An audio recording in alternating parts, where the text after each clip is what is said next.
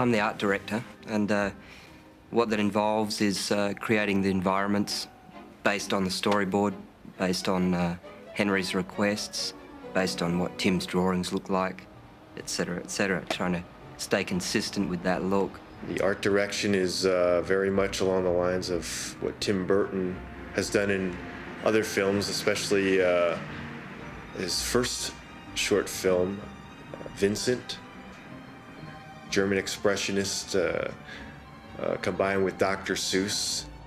Halloween is very dark. Everything is lots of silhouettes and almost like a black and white movie, really trying to get that style. You go to Christmas Land, everything's bright, vivid color, lots of fast camera moves, trying to get real fun.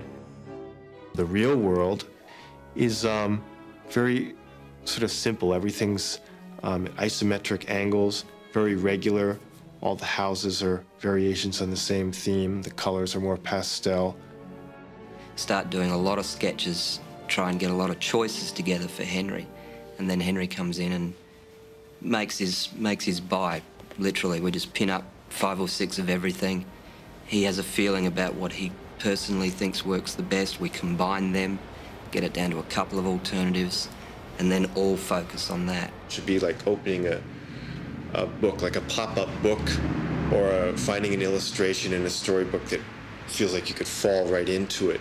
Even given that, we're trying to then twist that by putting in weird perspectives, different objects playing against each other in different ways.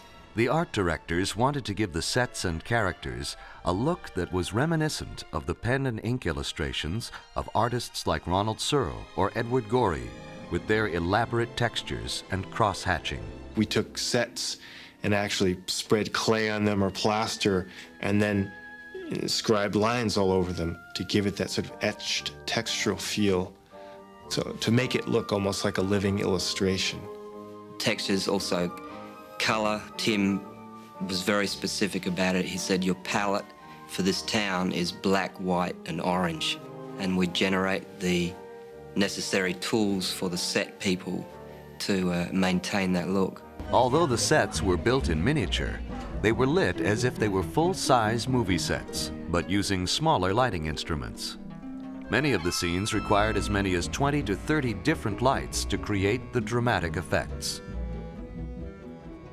What we're trying to avoid is looking like we're doing tricks.